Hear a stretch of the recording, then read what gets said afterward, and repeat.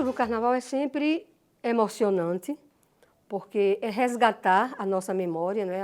As memórias da minha infância, embora eu não tenha sido uma carnavalesca desde criança, porque na minha época os pais não permitiam que as meninas participassem. Já as irmãs mais novas participaram, desfilaram, etc.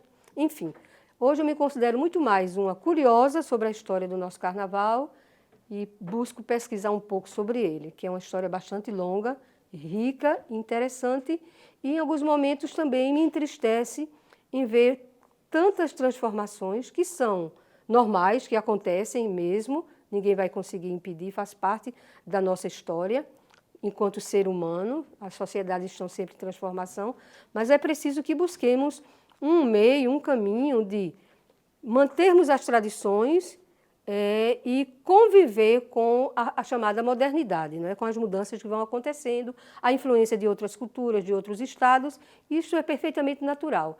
Mas eu penso que é fundamental que nós que vivemos aqui em Vitória e Santo Antão, que nós que somos apaixonados por esta terra, nós possamos encontrar esse caminho do tradicional com o que é moderno.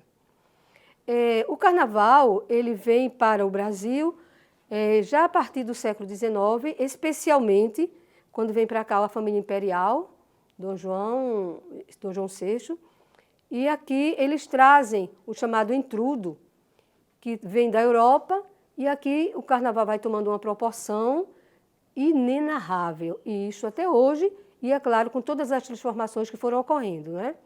O frevo, que é a principal característica do nosso carnaval pernambucano, que hoje é patrimônio imaterial da nossa cultura, isso desde 2012, então ele começa lá no finalzinho, início do século XX, salvo engano, e ele vai fazer a nossa principal música e que nos trouxe, através de músicos como Capiba e Nelson Ferreira e tantos outros que já partiram, esta riqueza, esta alegria que é parte do ser pernambucano.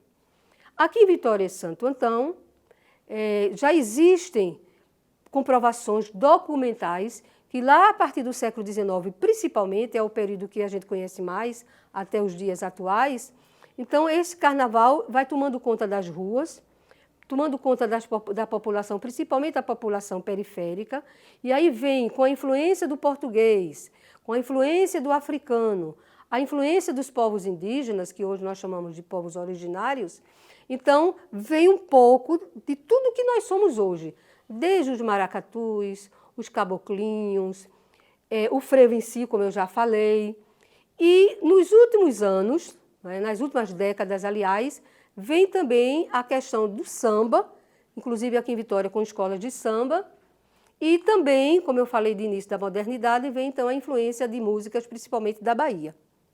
Então isso tudo faz o jogo, faz a performance do nosso carnaval. O nosso carnaval, nas últimas décadas, desde o início do século XX até os dias atuais, ele passou a ser chamado como Carnaval dos Bichos, porque é uma característica nossa, o nome dos nossos clubes, que de início eram os clubes de alegorias e críticas, que eram justamente o nome de bichos, como o Leão, como o Clube Camelo, que infelizmente não existe mais, o Clube Os Cisnes, ou o Clube dos Motoristas, a Girafa, o Camelo, e assim por diante, que os jovens hoje conhecem mais, principalmente os que são estudiosos e principalmente brincantes desta história, né? Nós estamos aqui num espaço que guarda um pouco dessa memória. Existem outros vitorienses, outros carnavalescos, que têm certamente em seus acervos outra parte desse carnaval e que nós aqui do Instituto Histórico esperamos um dia estar aqui no nosso acervo para preservar essa memória, que é o fundamental, que é o mais importante. Então, neste espaço que vocês estão, ou que nós estamos, temos aqui a Etesuda, temos aqui a loba, que era um símbolo muito utilizado no clube, o leão, salvo engano, que lembra um pouquinho a história dos romanos, não é? Da formação da origem dos romanos. Temos aqui o cisne, o símbolo do cisne, vários estandartes, e eu não posso deixar, porque é a minha paixão, do Carnaval de Vitória e Santo Antão, um dos estandartes do Taboquinhas, o Clube de Fados Taboquinhas, que surge lá em 1924, 1926 mais ou menos, e que realmente é um resistente. É uma das grandes provas de resistência do Carnaval passado na nossa história. Uma coisa interessante para a gente lembrar, não é? Como surgem esses clubes alegóricos, não é? Que hoje nós chamamos assim, clubes alegóricos, mas quando eles surgiram no início do século XX, eram chamados de clubes de críticas, porque realmente eles faziam críticas a determinados acontecimentos da sociedade. E havia uma certa rivalidade entre eles. Isso, inclusive, vai fazer com que eles recebam nomes, os nomes específicos que eles têm. Por exemplo, a girafa. Então, havia uma rivalidade entre esses participantes desse momento de tanta festividade. E aí surge o Leão, que, salvo engano, é o mais antigo. É o Clube Abanadores O Leão, que, graças a Deus, ainda temos hoje a sua sede, não é? Precisando que seja revitalizado, que realmente nos alegre aqui no centro, nos dias de carnaval. E temos, em função dessa disputa entre os seguidores, então vai surgir também o Camelo, que fazem. Era uma disputa muito forte aqui nos dias de carnaval. O último deles a surgir é o Clube dos Motoristas do Cisne, não é? Eu lembro muito bem deles, porque a sede dele fica em frente à residência dos meus pais. Então, quando ele começa a surgir, a ser construído, eu lembrava muito bem. Inclusive, pessoas amigas, parentes chegaram a desfilar por ele, pelo Cisne.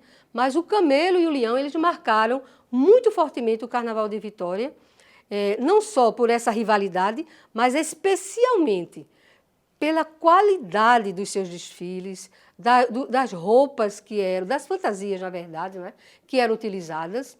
E isso me faz lembrar, lá no início do século, quando eles surgem, havia um personagem muito curioso, que era chamado de Júlio Mosquito.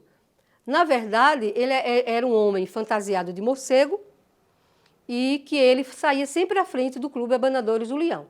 Assim como também no Camelo e em outros clubes de menor porte, também sempre ia à frente um personagem característico de acordo com o desfile, não é? Mas no caso do morcego, não. No caso do morcego, realmente foi uma característica do Clube O Leão. Uma coisa também muito curiosa e rica, e que também entristece quando a gente resgata essa memória, é que os nossos carnavais e os nossos clubes, eles eram tão respeitados pela qualidade dos seus desfiles, da música, do frevo especialmente, porque era uma época também que praticamente a música era o frevo, não era outra. Era a questão do valor das fantasias, da riqueza das fantasias, que eram de acordo com os temas escolhidos a cada ano para cada desfile. E na segunda-feira de carnaval era muito comum.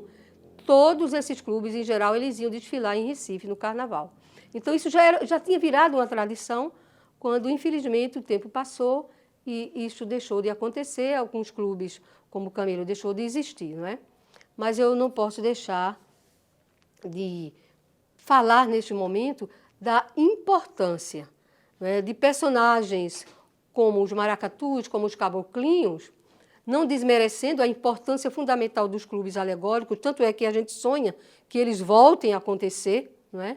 Mas que essa população que vai comandar os caboclinhos, que é a memória indígena dos povos originários, que os maracatus, essa população realmente enriqueceu e enriquece o nosso carnaval, continua enriquecendo.